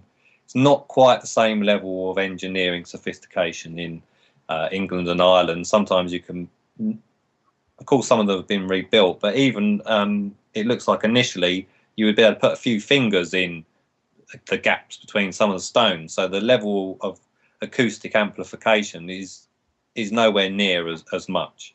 So in Egypt, I just need my voice. I can amplify the King's Chamber very loud, just my voice. In England, it gets a small amount of amplification. Better to use a drum.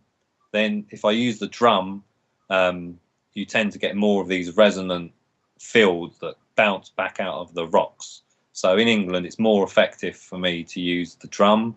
If I have a group of people, it would work, but a lot of the chambers are very small, so you're limited by the size of the chambers. The Devil's Den is an interesting site. The name, of course, is a bit scary. That wouldn't have been the original name. It's a dolmen structure, so it's two standing stones with a standing stone across the top. That's a dolmen, and the name I think we can only trace back to sort of the 16th, 17th century, probably given by somebody connected to the church to try and scare people away. That was the logic that I followed and that we researched. Original name, we don't know. Does it have acoustic properties? Well, nobody seemed to know about the acoustic properties, but when I went there looking at it, because I'm looking for sites with acoustics so I can expand my research. And when I looked at the capstone, the stone going across the two standing stones, I realised that in the dead centre of the capstone there is a head-shaped hole. And so I decided to stick my head into this hole. So you kind of standing up to some degree. It's a bit of an awkward angle because they've pushed some other megalithic stones inside it. But I could stand up a bit, sort of bent one leg, and I put my head inside the capstone. The hole doesn't go all the way through, so it's enclosed, much like a motorcycle helmet. Comes down below your chin, and when you, it's kind of a clearance around my head of maybe 4 centimeters around all sides. So it's pretty close, and it's made out of a similar crystalline stone to the stone that's used at Stonehenge for the main standing big stones that people know. And so it has a high crystalline content, which you can see with the eye. And when you chant with crystalline sandstone that close to your head, it has quite an uplifting effect. It's resonating the whole head very directly. And I've sent a number of people to the site, and it's a very good place where you can walk up to the site and it's like, okay, I'm in my kind of normal state of mind, happy to be outside. It's a beautiful landscape, but nothing that out of the ordinary. And then I take people into the site, and then as we're walking out, it's like, okay, how do you feel now? And even if I haven't, sometimes people just sit around while I do the chanting, and it kind of generates this acoustic field around it. Whatever the case may be, either they did it themselves or they sat very close to me. When we leave the site, we have a much greater sense of joy, lightness of heart, and a happiness that we didn't have when we entered the site. So that's one of my local favourites, and it's reliable. I've never taken anybody there and they haven't been wowed by the location and the effects of the site from something that really should be quite simple to think of. But that's the effect that these crystals, I guess, have when they're that close to the head. So in terms of acoustics and ancient sites, yeah, I mean, the sites that I've been to, Central America, South America, England, Ireland, Egypt, and then yeah, so Peru, Bolivia, it's all there, in various different states of either disrepair or different functions, because I don't think all of these places were designed to do the same thing. I mean, if you had a technology based around resonance and acoustics, then you would probably have the sophistication to tune people to different frequencies, of consciousness for different effects. I'm not quite at that level of sophistication, but I can see how it would be possible and something that you would possibly want. Yeah. Hmm. You were talking, there's water around there at that site. The Devil's Den isn't that located that far from a river. As far as we know, the river's course is much smaller than it used to be. So again, it would have been, yeah, chalk soil with running water, not Hmm. that far away. And in fact, it's in a valley. So both sides of the dolmen, if it rained, water would be running through a chalk soil and creating this faint electrical charge. Hmm. Hmm. And again, there, if we look at the animals, they don't like standing water either, you know. That's why the dogs and the cats go into the toilet to drink water there because they like running water. They like the fresh water, which I think is really interesting in that regard. Flowing water. Living rivers. I mean, I always like to be in an alive river. They're few and far between these days with the amount that have been dammed. But yeah, a river that has its spirit still is a wonderful thing to behold. Hmm. Hmm. Yeah, and what about crop circles, Gary? We know that you are living in UK and you have the ability to visit those sites and to experience from your own understanding what those places with crop circles can signify and can mean in an energetical way and also in acoustical way. So, what can you share from those spheres? Well, my honest opinion is that I'm not a crop circle expert. I'm fascinated by the ancient sites, and so because I have a lot of friends and I've represented authors that have written about them, that talk about them. I mean, I understand the crop circle world. I've arranged speakers for crop circle conferences, so I would never claim to be the person to give the full explanation of the crop circles. From my perspective, the landscape in Wiltshire, and specifically, I think the landscape around Avebury, which is about 20 miles north of Stonehenge, is actually more magnificent than the Stonehenge landscape. I love Stonehenge. I went there, took some American friends there at the end of last month, and it has a power. It's still functioning. But Avebury and that area with Silbury Hill, which is normally called Europe's largest man-made mound. The Devil's Den's a few miles down the road. We've got West Kennet, Long Barrow, and that's the area where the crop circles generally appear. Some of them appear right near West Kennet, Long Barrow. So those are the crop circles that I've been into, because I'm often taking people or just want to go to West Kennet, Long Barrow, which is up on a hill, because I love it. Really, really love that place. It has a very nurturing and gentle energy there. It feels like a healing space. The archaeologists view it as a tomb, but it's really a bit like you could even call it's like a womb going into the earth. Very nurturing, healing. So I go there regularly for the acoustics. And if there's crop circles, I'm in crop circle season. Crazy season, some people call it in the area. It's starting soon. I haven't checked recently, but I know in the last few years, April tends to be the start of a few early ones.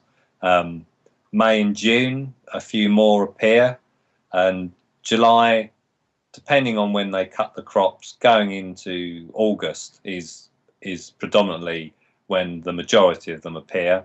So I'm often there in the summer months because, of course, it's the most beautiful. If we're lucky to get some decent weather in this country, it's good to go there then. So I've gone into the crop circles. How many have I been in now? Maybe 5, something like 4 or 5 different crop circles. But from my perception, this whole landscape is magical. It has something that focused the attention of our ancestors onto it. That's why they spent all of this time constructing these monuments there. It is an amazing place. So anyone that has the ability to visit Wiltshire and the Avebury environment, highly recommend it, because the only way that you can describe it, the only word that does it justice is magical. It has a magical quality. And until you go there, you don't really understand what I'm trying to convey, but it is very special. So that's how I perceive that whole landscape. I feel happy there. And so when I go into the crop circles, I can't say that I've noticed anything different, is my honest opinion. I think in one of them, when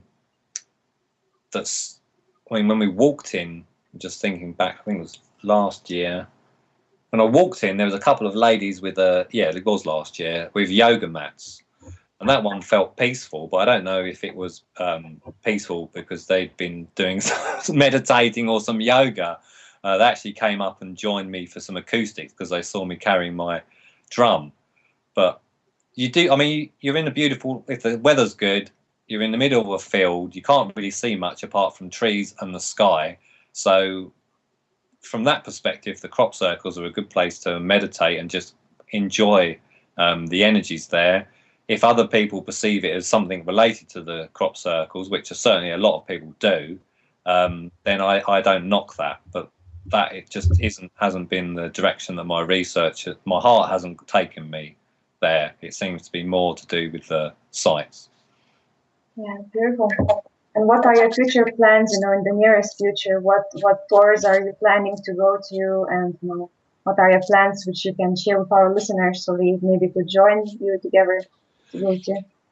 Yeah, well, the next event coming up, which is May 30th in Waterloo, London, is another one of these experiential workshops. And we're going to build on what we did on the April the 4th workshop. To just describe it very briefly, it's a sensory experience. There's a connection between our, you could say, soul level consciousness and the senses. And what we did at the weekend was we stimulated a lot of the different senses using ancient techniques. And at a certain point, the rational mind, I basically didn't really give people's rational minds a lot of choice because I was using a lot of different techniques combined with the sound. We did the chanting technique that I've come from Egypt with.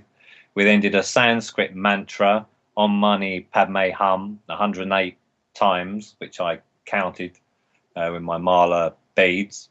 And we also did a Yoga Nidra, which is another technique that people can find on YouTube. There's lots of Yoga Nidra videos that people have created. It means yoga sleep.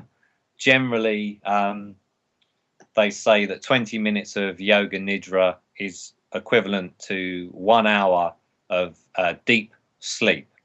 And I could talk a lot about sleep and what I've learned about that from studying yogic texts. But in the yogic text, it says that sleep is a dreamless state. Deep sleep should be a dreamless, relaxing state where we get this real recharge, basically moving into the stillness, which is what I try to get to in yoga. So if we have a lot of dreams happening when we sleep, how I now perceive it is there's a lot on my mind. And so if I start to dream a lot, that means I haven't been meditating enough. If I'm regular in my meditation practice and dealing with things in my waking consciousness, I don't take so much into the sleep state, and so I can get into this deep sleep. not always possible. Life's busy. I know that we all have our things that we have to cope with. So the yoga nidra, if we find ourselves 20 minutes, we can get into this state. It takes a little bit of practice, sort of 3 or 4 times, I guess I did it, and then I really started to understand this deep state of relaxation that it gets you into, and it's spelled Nidra, nidra. So we did that also in the workshop, and it's rotation of consciousness, the points of the body. So for example, I would say, okay, so move your focus and your feeling, your sense of touch to your right thumb, and then we're going to rotate around the body. So right thumb, fourth finger, third finger, second finger, first finger, palm of the hand, back of the hand, and you're moving your sense of touch to each point of the body, and you go around the entire body. If you go around the entire body twice, you're going to be starting to get into this really deep state of relaxation that's between waking consciousness and deep sleep. So you're kind of aware, but very, very deeply relaxed. So it's an amazing technique that I love. And so that's some of the things that we'll be doing in the workshop. Later in the year, at the moment, I'm aiming to do a tour of France, René Le Chateau. I've teamed up with a very experienced tour guide and TV producer in Los Angeles, Renee Barnett, that's produced documentaries on the area and things, and she knows most of the sort of big named authors that live there. So that could be very exciting, because I've spoken to her last night, and we want to combine some of these techniques I've been developing in the workshops with the ancient sites tours, because if you take people into these ancient sites in a relaxed state of mind, that's when these places can really speak to us. It's not about Gary saying this is how it is. It's just about, my job is either as a space holder or a facilitator, or just to help people relax and feel safe so they can have their own personal experience, because these places can speak to us in a far more powerful way than any person that I'm aware of. And I know some amazing people. It's just a whole nother level, and that's where my heart is, to try and get people to that place, because it can potentially be very helpful to them. And then for Egypt, I'm not going to do anything this year. I'm doing some training actually on myself, picking up some new skills, because I can see the skills that I really need to help facilitate the next level of things I want to do in Egypt. And that's going to be a lot slower paced 10-day tours based out of Luxor, combining yoga, meditation and other holistic methods. And then we go into the temple, and then the temple hopefully can do what the temple does, and that speak to us in this deep way. And that's where my heart says that I need to be. I think there's very few people that are doing that kind of side of it. Let's approach these places in a respectful and humble way. Must always, yes, say our respects to the ancestors, because of course there's some kind of, the spirit of place can quite often be there. So we approach in a humble way, and if there's something that I can be helped with during my time here, I would appreciate it. And that's the kind of way that you can interact with these places and hopefully have some kind of life-changing experience. Very interesting. Well, Gary, just quickly, we get into the 2-hour mark here. But before we close, I would like to mention that TV series again that you were just talking about, which we're looking forward, I guess, in the somewhat near future. I understand you're working on that at the moment. I am. Yep.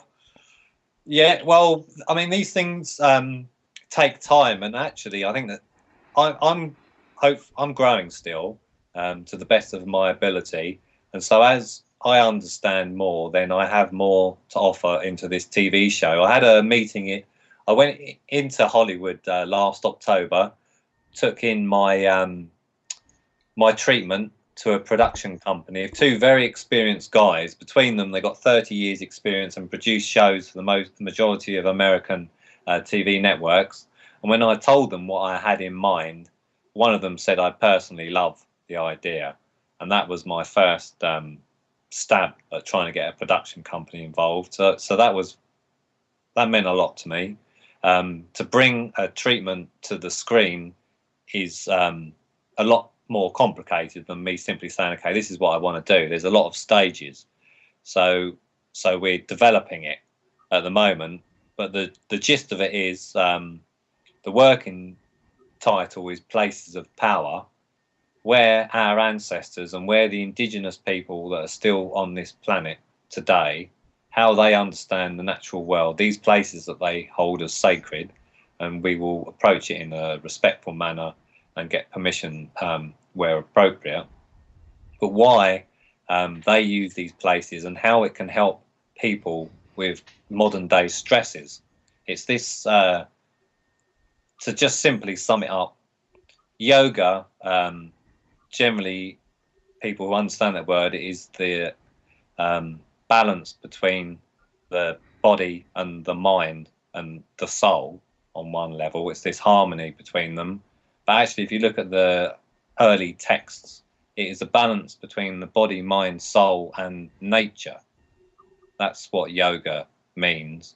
We are all connected to nature as young children. That sense of joy that we had spending time in nature, because it is deeply part of our psyche. And if we're cutting ourselves off from that time, that place of recharge, if we're living in cities, not being in the place with the trees and the animals, it is really hurting us. And that's why we've got all of these people on medication. So if I can do anything with this TV show to measure with electronic equipment some of these natural subtle forces that we can now measure, and then explain how it helps us on these various different levels, including the physiological heart blood pressure levels, then that is what I will try my best to get onto the TV and hopefully help people that are really struggling and they don't know why. Beautiful effort and a beautiful closing statement here from you. Um, wow, this was really interesting. This was such a good time. Time flew by actually, 2 hours, It did. as if nothing happened. Thank you. I really enjoyed it though. Thank you for inviting me on. It's good to see you. Thank Thank you you. for coming. Yeah. And maybe we can do something in the future again. Be Of happy course, to. we would like to know when something new happens here. People be on the lookout for that TV show, someone in the future. Power Places, or Places of Power, is the working title at the moment. And if you want to learn more about Gary's stuff, I'm gonna just briefly here say the websites again. Gary's on Twitter as well, which is connections. What is that? Underscore PR. Underscore PR. Connections underscore PR. He's on Facebook with the Infinite Connections PR. You can go to atlantisevidence.com, cpaconline.com, which is CPAK online.com, and of course your infinite-connections.co.uk website. Yeah, and always happy to hear from people, so don't be afraid of reaching out via Facebook if anything I said was of interest. Wonderful. And of course, there are videos on YouTube. You've been interviewed before that are very, very interesting. We watched quite a few in the last week here in preparation, of course. Wow. Gary, what a great time. We wish you so much success with your ongoing stuff. You're doing great work. Thank you so much for that. And we hope we can talk again in the future. Yeah, I look forward to it. Really enjoyed it. Thank you to you both. Okay, thank you. Talk soon. Bye I bye. know you are the light that will shine, shine, shine on your mind, mind, mind. Yeah, so bright, bright, bright, bright, that will shine, shine, shine, bright, bright, bright, bright, bright on your mind, mind, mind. Yeah, so bright, bright.